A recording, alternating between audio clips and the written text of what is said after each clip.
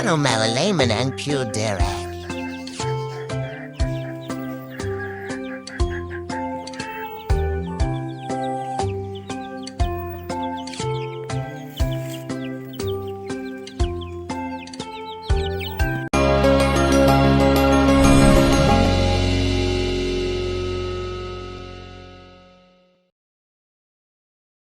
Yo, what's up guys? Welcome back to my YouTube channel. This is Nurture TV.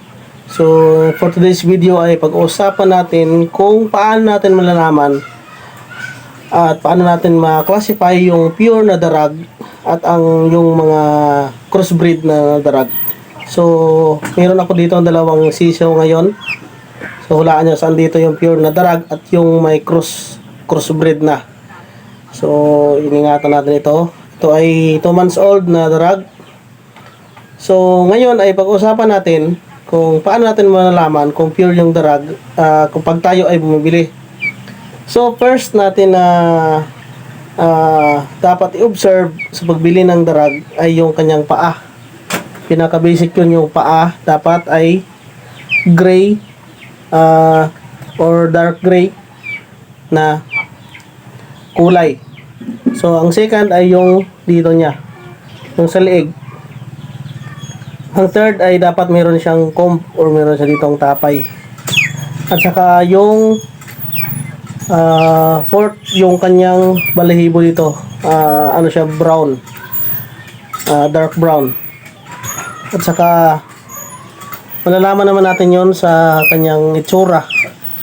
Dito naman sa kabila ay ito yung crossbreed na nadarag. So paano ko nasabi na crossbreed na nadarag? Dahil yung kanyang color hindi siya katulad ng dito sa kabila na medyo makikita mo talaga yung brown. Dito naman ay parang orange siya. Tapos yung kanyang paa hindi siya dark gray or hindi siya parang may halo siya na puti. So, hindi siya pure na darag. Sa kulay ng kanyang balahibo, i-compare natin, oh.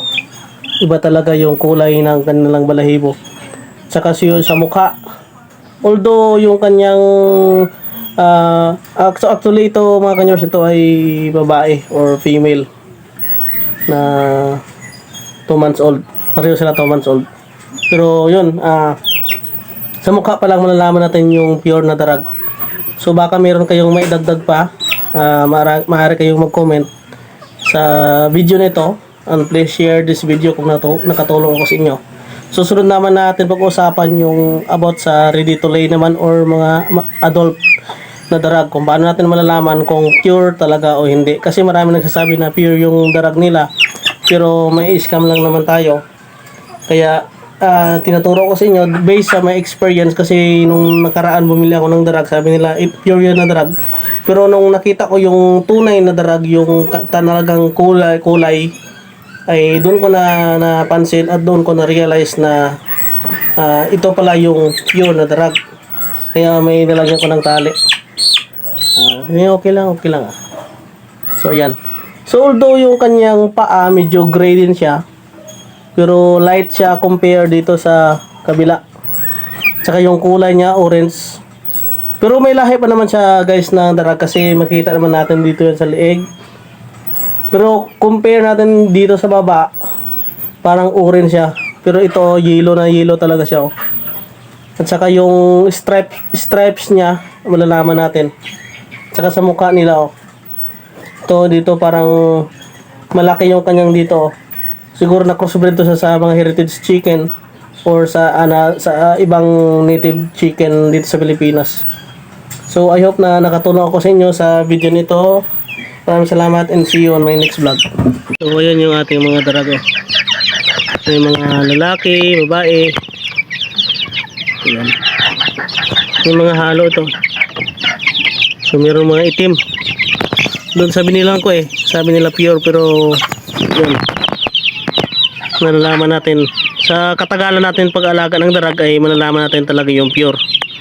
At based din sa farm na pinagkunan natin or sa mga racer ng darag. So